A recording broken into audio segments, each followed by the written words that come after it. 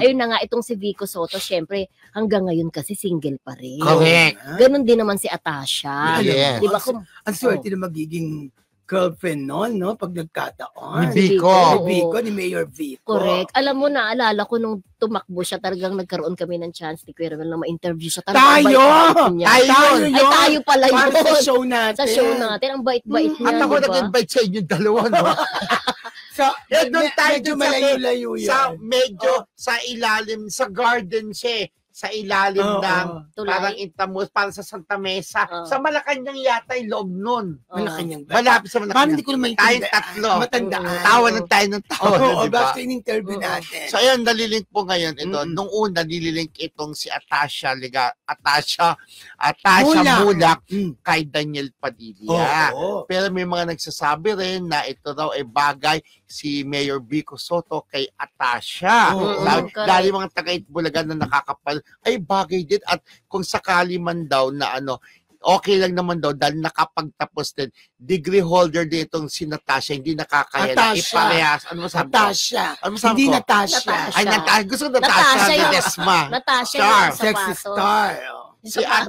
Okay lang doon naman kung sakali partner si Atasha dahil degree holder din daw ito sa ibang bansa at with honor, di ba?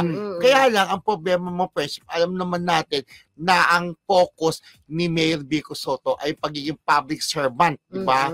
So, malabo na maging partner pero Natasha. ang unang inililink sa kanya si Daniel. Si Daniel Padilla. Which is may mga violent reaction ng mga ang mga netizen na sinasabi. Pero itong kay Vico, parang ang daming positive, no? Oo. Kasi in fairness, di ba? Pwede maging, tsaka may chance na maging malapit. Gawa ng sila, para siyempre, anak ni Vic. Di ba? Tama ba? Anak ni Vic. Anak ni Vic. Anak ni Vic. Nasa Bulaga. Oo. May connect. May connect. Oo. Ayan, pwedeng may connect. Di ba? So, may possibility. Pero yung kay Daniel, parang doon ako nalalabuan. Hindi. Pero ito, if ever, ito din, mukhang malabo kasi ayaw nga pasukin ni Vico yung pag-artista. Pero mali mo, hindi natin masabi, di ba? Kasi kung inililig na baka mamaya, ay, itay ko nga yung show business.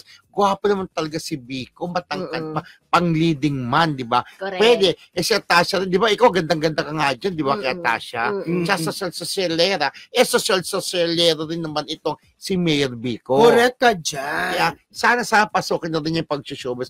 Total, may dugo siyang artista, di ba? Tatay niya, nanay niya, mga tito niya, mga artista ni Vico Soto. Sabi niya, first term lang, di ba? Oo. Hindi na siya tatakbo ulit. Parang, tama ba ako? Pero tuloy-tuloy, di ba? Saka natin malalaman yan.